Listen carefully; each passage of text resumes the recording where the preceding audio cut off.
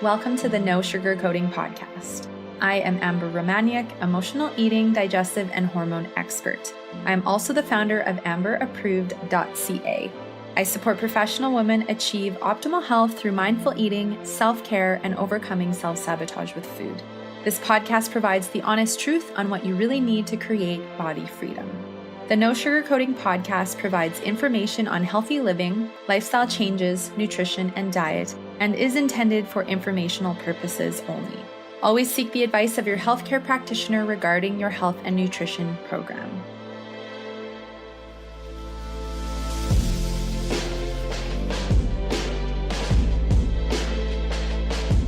Hello, everybody. Today's March 31st, so I'm just going to go ahead and say it. Happy April 1st, since that's coming right away. I hope you're enjoying spring. I hope you're having a wonderful day.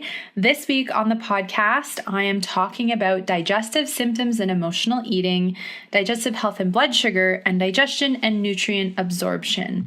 I am excited to continue talking about this, and this is going to be a great week of exploration because everything that I'm sharing, I personally struggled with, and I see my clients and people that I chat with struggle with. And it's so great to delve into these different components of the health journey and what's possible by having a deeper understanding of why it's important to dig to why you're struggling with these symptoms and get help to resolve them or work toward resolving them for yourselves. So the show notes for today's episode can be found at amberapproved.ca/podcast/177.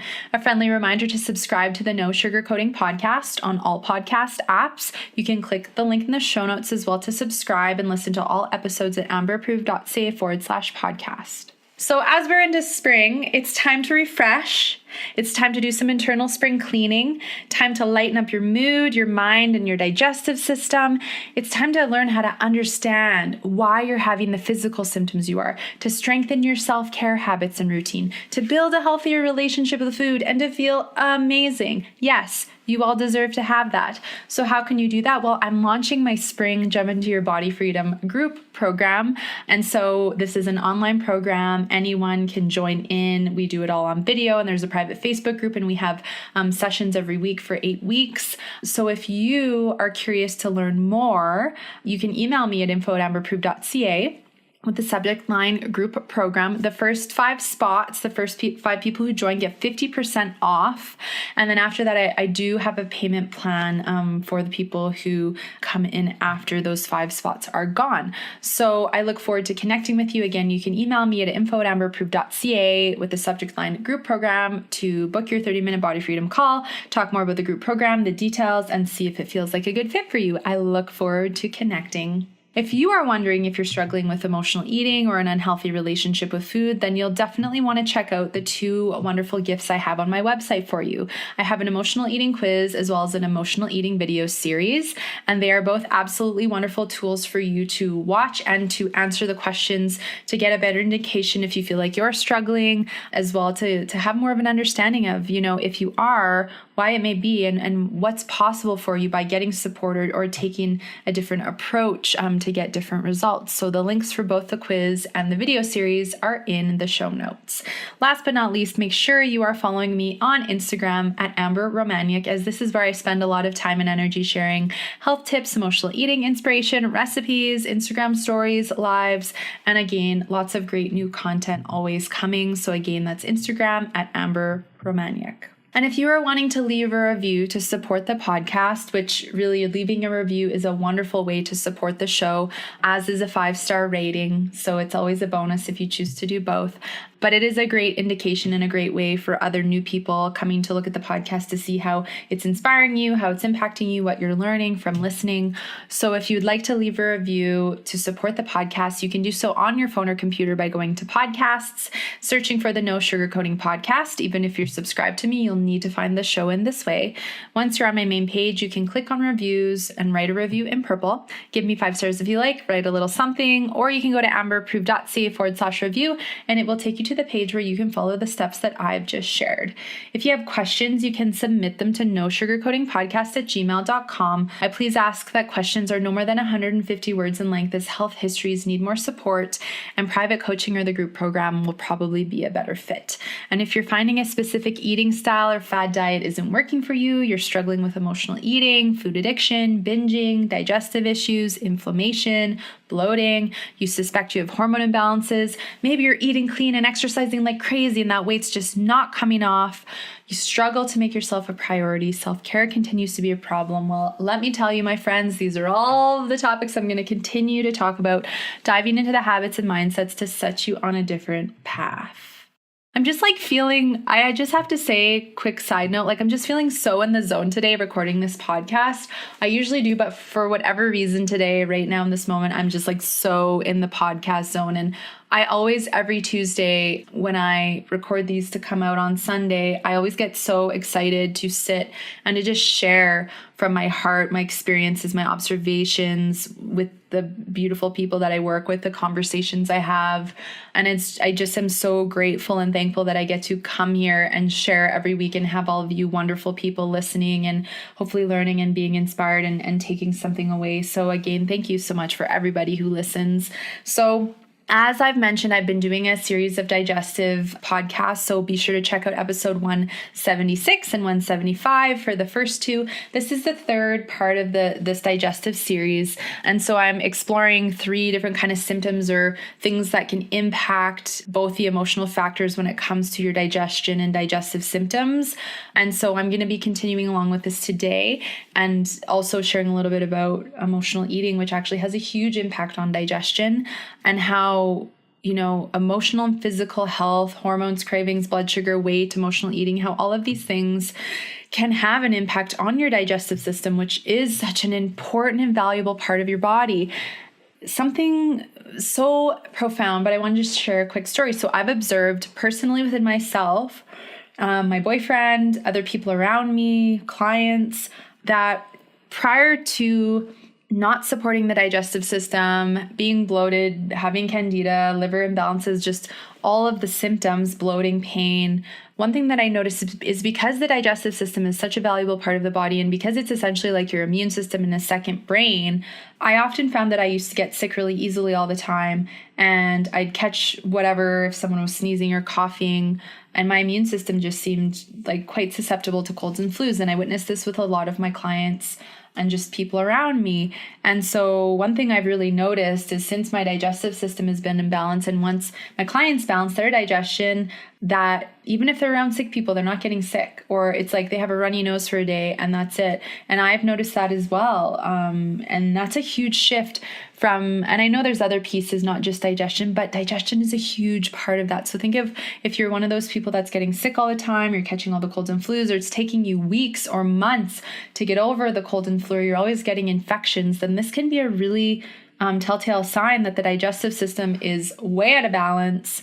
Doesn't necessarily mean you have to have bloating, but there's obviously things that are compromising your immune system. And so delving deeper again is a great way to get relief and strengthen your immune system, because how can you show up fully if you're tired, fatigued, runny nose, not feeling well? It's really hard to have a high quality of life if you're feeling unwell on a regular basis. So food for thought, something to think about.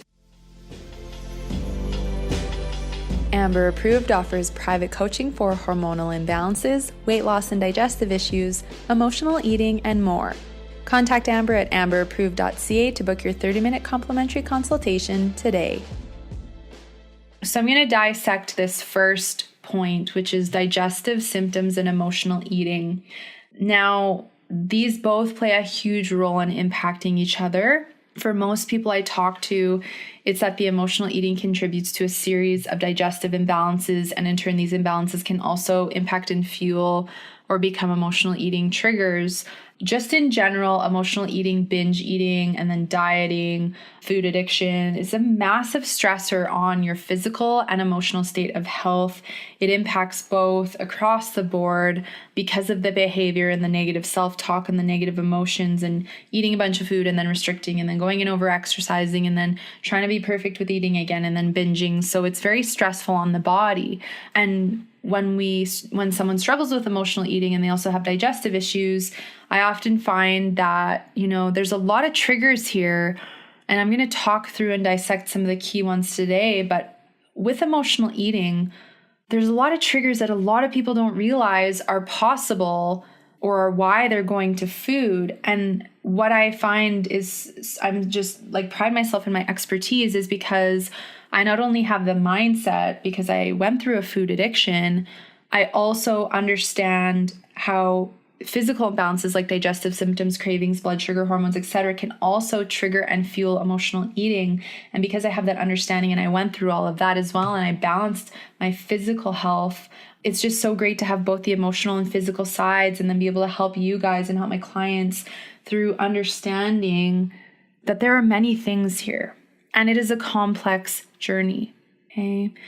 I say that though as an encouragement, because when you can see that there's nothing wrong with you, it's not that you don't have enough willpower. It's got nothing to do with that. This is a complex journey and a complex in-depth exploration. So it's great to dissect these different pieces. So of course, the first biggest thing, if you're struggling with emotional eating, overeating has a huge impact on the digestive system. Binging, emotionally eating, whatever you want to call it, it has a huge impact. And I know for some people, a trigger for them is they'll get bloated or they'll get cramping or pain first, and then that'll make them frustrated and angry. They'll go, well, screw it, I'm already bloated, so I might as well just go and binge anyways because I'm already, not feeling well. So that can be a big trigger for emotional eating. I used to, be like that. I get bloated for a few days and be like, I didn't even emotionally eat. Now I'm just angry and frustrated, so I'm going to go eat because I'm already bloated anyway. What's the point in treating my body well? That is part of the self-sabotage and punishment that can happen. So what ends up happening is once you start overeating, the first impact for me is the stomach acid, because you're all of a sudden, this abundance of food is in your stomach. For some people, they may have heartburn, acid reflux. This is where the bloating and the heaviness may start. But if you're eating a lot of refined foods, you've taken antibiotics, you have had to take prescription drugs, we can easily dilute our stomach acid, and that can contribute to more heartburn or more acid reflux and more heaviness and fullness. And then it interferes with the way that your food gets broken down in your stomach. And if you're, not able to break down your food properly in your stomach, the food particles enter your small intestine larger than they should. And then it's difficult for you to absorb and assimilate your nutrients properly. And I'm going to talk more about absorption later on in the podcast. So then what ends up happening is your intestine is going, okay, well, this particle is really big. It's actually kind of hard on the intestine. It can agitate things. Inflammation can happen. And as that big food particle is bumping against your intestinal lining, because that intestinal lining is so delicate, long story short, it can essentially agitate the system, have that inflammation, and then there can be small microscopic holes poked through the intestinal lining. And you hear lots of people call that leaky gut, where we have food particles, bacteria, other foreign things leaking out into the bloodstream that shouldn't be going there. And then, of course, there's an immune response because the body's going, oh, that shouldn't be in the bloodstream, so we're going to go and attack it and get rid of it. And then people end up with heightened immune systems, overactive immune systems. You're catching the colds and flus. You're becoming sensitive to more foods. You're noticing you're more puffy and bloated and more water retention. You're not absorbing your nutrients properly. You're not having proper bowel movements. You're more bloated. You have cramping. You're in pain. Even just these first few things that I'm mentioning, that can all happen from stress, overeating, emotional eating, mindless eating. So that in itself has already had a big impact on the body, right? And then your pancreas, which produces your enzymes to break down protein, fats, and carbs. Well, if you're binging and overeating on a regular basis, that poor little pancreas is going to get taxed and is going to start to become exhaustive, having to produce so many enzymes to break down your food. And it gets to the point where it just can't. And then you're not producing enough enzymes. And then it's really difficult to break down your food properly. And that again can contribute to the bloating and the discomfort. And I often find that's one of the main complaints physically that my clients have is a lot of bloating and pain. And that's obviously really tied to the overeating and emotional eating. Also, if your liver is highly stressed out and your liver is kind of plugged up, it is really difficult for your liver to filter through toxins and be able to, do the hundreds upon hundreds of functions that it needs to do to clean clean and purify and do many other things. So if you are putting all this stress on your body with emotional eating and stress, and your digestion is at a balancing of inflammation, it can make your body feel a lot more sensitive. It can make you feel like there's a lot of things you may not be able to eat, or that no matter what you eat, you're always feeling bloated or in pain. And that can also be a trigger, because now you're frustrated at your body that you don't feel well and that there's all these things wrong and you don't know what to do. So it's just easier to keep eating and numbing out because you're already feeling poorly. And again, that is more self-sabotage. I often find people have food sensitivities, more food sensitivities from emotional eating, and they're often really sensitive to the things that they've been binging and overeating on. And again, that ties back to the leaky gut and the inflammation and the overactive immune system. And some people crave their food sensitivities, and that's a specific kind of a sensitivity called cerebral allergy. And I remember when I used to binge on nuts, specifically cashews, and I'd binge on like a whole bag of nuts, and then I would crave them like crazy. And I'm like, why am I craving cashews so much? And it's like, well, because I'm eating so many of them, I've created a sensitivity, and now I'm craving that food. And every time I ate it, it would give me a high, just like sugar would. And that was this specific kind of allergy. So if you're wondering why you're craving your food sensitivities, there is definitely a reason behind that. And so what ends up happening is as our digestive system becomes more sensitive, you may notice you have more pain, your skin's breaking out more, you're struggling with more rosacea, psoriasis, eczema, different things like that. And then your gut flora becomes compromised. And you've been hearing me talk about gut flora, and we feed that unhealthy bacteria with the sugars, the yeasts, the foods containing sugar and yeast and alcohol, and then you're more bloated and you're more gassy and you're more uncomfortable, and this hits your confidence and what you can wear and you showing up in your, business and or in your career, in your relationship, or being open to love. So, this binge eating, this emotional eating impacts your gut flora immensely. And that can contribute to low energy, brain fog, moodiness, irritability, PMS symptoms, right? Like hormone imbalances. There's so many things. There's like a domino effect that happens here, and it only continues to fuel the fire if we don't resolve the emotional eating, if we don't resolve the battle with self, the weight battle, the self-hate, whatever it is that you're struggling with. We must address that first. Yes, we can support these things, but we must get the big stressors out of the body so that you can balance the body and have relief. And that's where I find usually people are doing it backwards. They're trying to eliminate food sensitivities first. They're trying to balance digestion. But if you have this massive stressor of binging and then dieting, it doesn't matter what you do or how many supplements you take, it's not going to resolve the issue. You're just going to end up with really expensive pee. So I think it's super important that we tackle the biggest stressor first, which is the sabotage with food, and the negative self-talk. So oftentimes as well, not only with the emotional eating, but with different emotions, so things like guilt, shame, anger, frustration, stress, negative self-talk, all of these things have an impact on your digestive system, and they often contribute to more bloating, pain, digestive discomfort, etc. I really believe that our cells listen to our thoughts and respond to our thoughts. And if you've heard of Louise L. Hay, she talks about this, and she is like a leading expert in this. And I remember there would be times where I didn't eat, but I was very emotional, and my digestive system would get very stressed out and very puffy and inflamed because I was in, very deep negative emotions. So it is very important that we not only deal with the emotional eating, but also work on our emotions and how we're processing them and releasing them. So I share all of this because I find a lot of people don't understand the complexity of why someone is so triggered by food, why it can feel so powerless and overwhelming to stop, and why it's so hard to overcome emotional eating, or why it can feel that way. It's so vital to understand the different levels and to not just be told, well, you just need to follow this meal plan, or you just need to cut out certain foods, or you just need to exercise more, or you just need to do, a certain eating style. That's not going to cut it. And I say that to empower you because I know how many people have failed and failed and failed trying all these quick fixes and these fads, and they're not working because they don't get to the root. And I'm here to share with you there are empowering ways to deal with it and to get to the root, but we have to take a different approach. Hence why it's so vital to get a deep level of support to help you on your journey to overcome the emotional eating, to balance your physical symptoms, this is not just about a meal plan or about a workout plan. It's about getting to the root of why you're self-sabotaging, why you have the symptoms they do, and how they go hand in hand.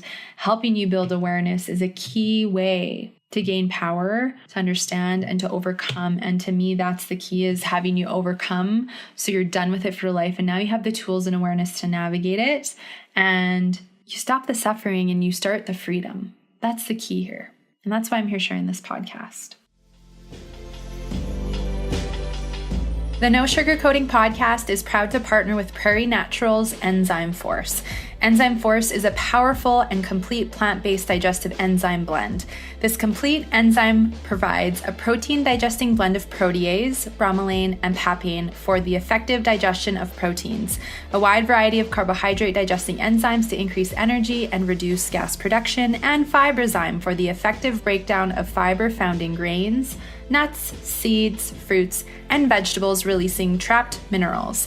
Enzyme Force is allergen-free and contains no yeast, starch, soy, corn, egg, wheat, gluten, dairy, sweeteners, artificial colors, preservatives, chemical solvents, alcohol, or animal products. It's vegan, non-GMO, and tested gluten-free.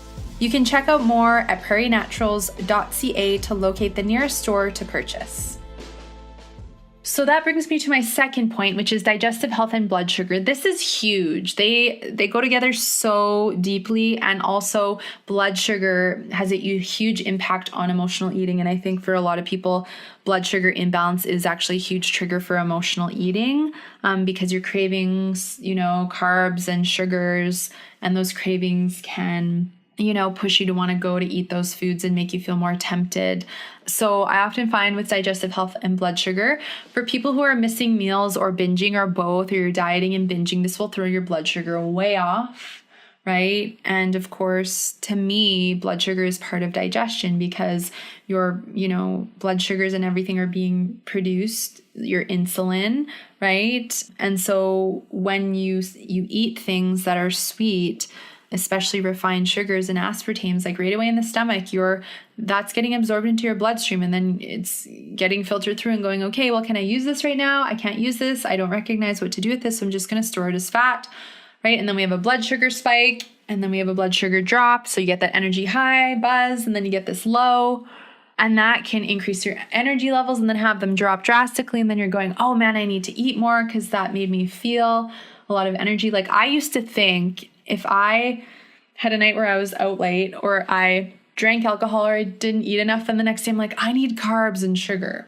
because I need that quick energy high. And I'd get it, I'd tell you, and then I'd be dropping so low down. Like, I remember specifically one day long ago, like 10 years ago, when I worked in retail, and I was sitting in the store waiting for it to close, and I was like falling asleep because I was so tired from the carb crash. I had like a Starbucks like frappuccino and like a bagel and candy and probably a bunch of other stuff, because that's when I was deep in my food addiction. But that blood sugar had such an impact on triggering emotional eating for me. Energy levels, moods, they were all over the place.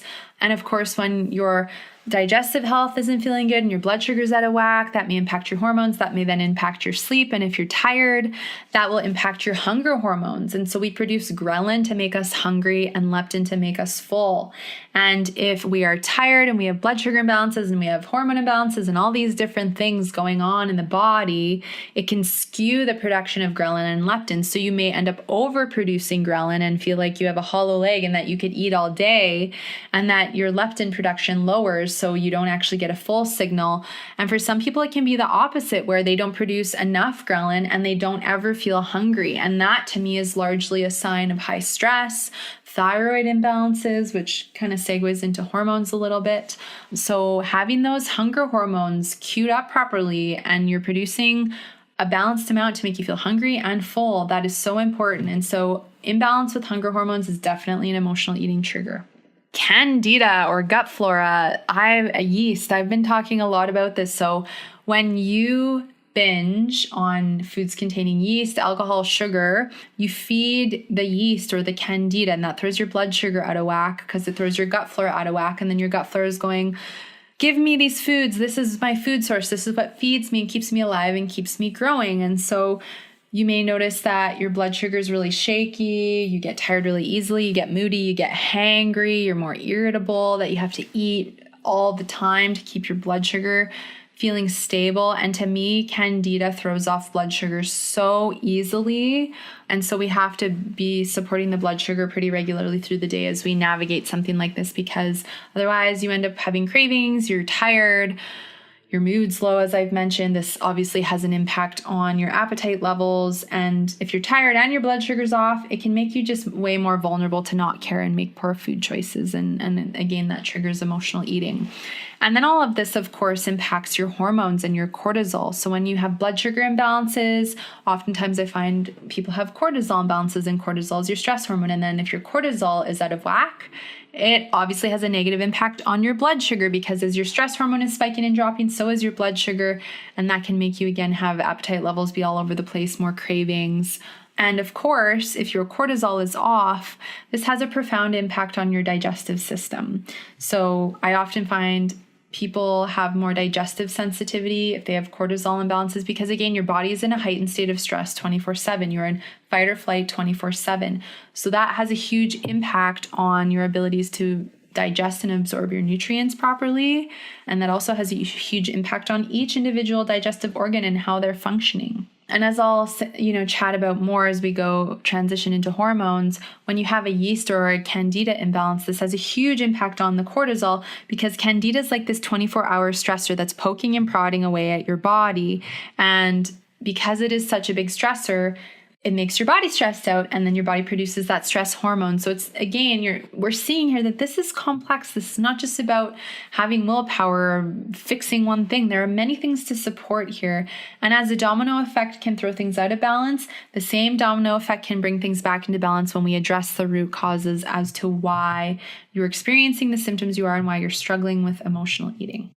And that brings me to my third point, which is digestion and nutrient absorption.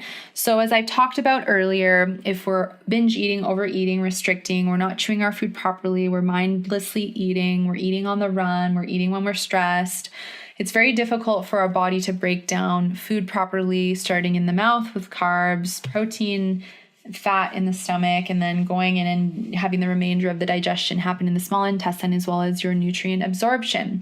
So if you're dealing with a lot of bloating and inflammation, if you have low stomach acid, if your body's in fight or flight mode while you're eating, your digestive system's actually shut down, because it's going, well, you're trying to protect yourself from some threat. So I have your circulation out your limbs to help protect you. I don't have the capacity to also fully digest this food. So then people end up with the bloating, the pain, the cramping, the heavy feeling in the gut. And then again, if we're not able to break down our food properly, it becomes more difficult for the intestinal lining to absorb the nutrients. As well, if your lining is compromised, if you have the inflammation, again, it becomes more difficult for the body to absorb the nutrients properly. And then we see people with low mineral levels, low vitamins. So I see lots of low iron, low B12, low magnesium, low chromium, as well as hormones as well. But then these mineral and vitamin deficiencies, they impact your energy levels. Energy is a huge one, mental clarity, other inflammatory markers. And then, for some people who have just been told you just need to take all these supplements, but you're not actually addressing your emotional eating, again, you just end up with really expensive pee, because while supplementation can support bigger imbalances, if we don't improve your digestion by you overcoming the emotional eating, you're not going to absorb those vitamins properly. And then a lot of what you're taking, you're just peeing out and your body is not utilizing. Another reason why it's important to absorb our nutrients properly is because when the body's in a state of stress, your body's more acidic. And when your body's more acidic, you're more susceptible to catching colds or flus or bacteria and all sorts of different things. And then what ends up happening is your body takes precious minerals from your bones, teeth, and tissues to try to bring the body back to a state of balance, which is just slightly alkaline. And then that can also deplete your minerals and your vitamins as well. So the more we can balance the body, the less acidity we have, the more alkalinity we have, the more your body can sustain and hang on to its precious vitamins and minerals rather than using them up and then you having deficiencies. And of course, this lack of nutrient absorption has an impact on your mood, your hormones, your energy levels. I'd say a lot of different functions in the body depending on what you are specifically deficient in. But that is a huge part of your overall optimal health. Everything from the way your hair and nails and skin grow, to your mood, to hormone balancing, to inflammation, to strengthening the intestinal lining. There are so many things tied to this.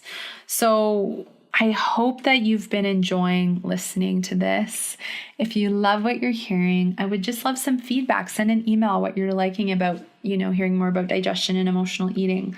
I'm really excited because next week I will be transitioning toward hormones and emotional eating and weight. And so I look forward to sharing more, shifting that focus a little bit. And I am going to, of course, talk more about hormones and how hormones impact digestion as well.